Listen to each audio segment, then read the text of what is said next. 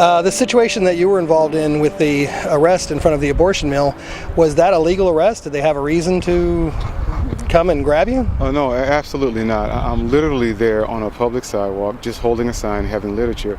And the new law says that once you step within 100 feet, essentially you lose your constitutional right.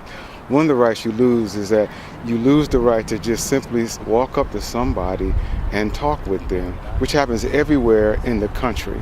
Well, under this new law that I am abiding by, I have to stay 8 feet away. So I'm 8 feet away, but it's easy to see I'm 8 feet away because the DVD actually shows, the video actually shows that I'm being blocked by escorts and the women going to the clinic are being escorted in by escorts. So between myself and the women going in are clinic volunteer escorts who are blocking me with their person, blocking me with their sign, and they're escorting the woman into the clinic. So clearly I'm not within 8 feet. I'm not breaking the law.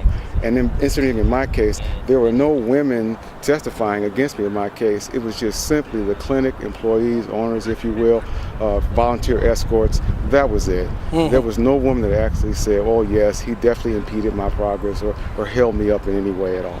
So the trial just concluded recently. It sure did. Last week was the actual verdict, was it? Well, no, I was actually found guilty on January 15th, Martin Luther King's birthday.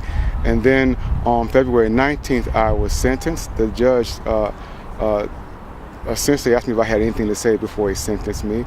And I simply said, Your Honor, I believe that an unjust law is no law at all. And that this law that I've been convicted of is an unjust law.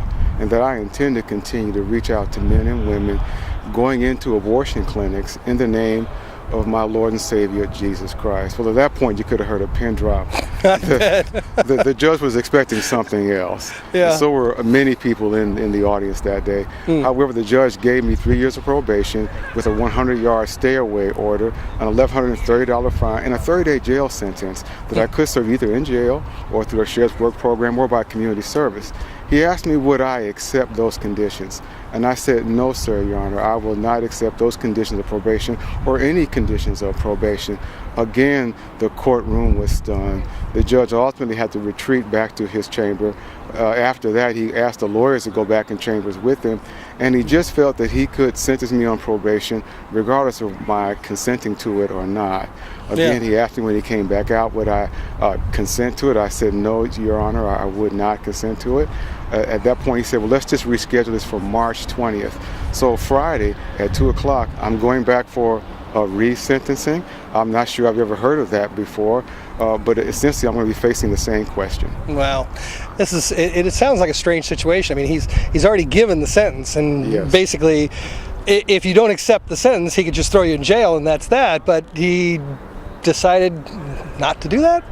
That's exactly what happened, and I get the impression, I get the feeling that he's struggling with this. You see, he watched 4 hours of agonizingly boring videotape of me simply standing outside the sidewalk. 4 hours, huh? 4 hours of it, covering both days that were in question.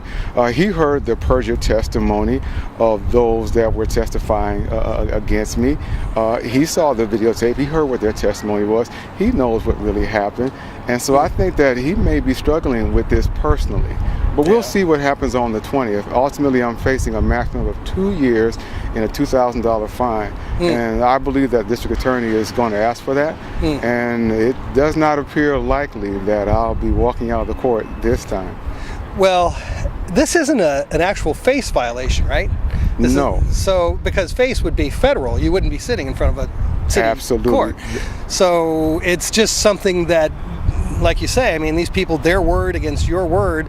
Exactly. No evidence of anything, of you doing anything wrong, and here it is. They've already tried and convicted you of a crime they can't even prove. Exactly. This is a misdemeanor. And so the judge has a latitude to sentence me however he would want to do so. I think you folks out there ought to be a little bit upset about this.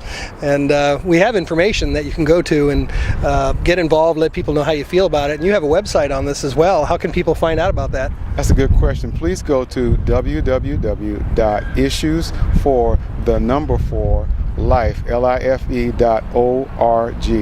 That's www.issues4life.org. Great. Well, thank you for sharing your testimony with us, and we're with you. We're going to help keep your word out there and make sure that people know. You folks out there hear about this. I always say we're not armchair warriors. We're warriors. We're warriors for God, doing what we have to do, right? Yes, sir. God bless you, Peter. God bless you, Walter. Thank you. Thank you.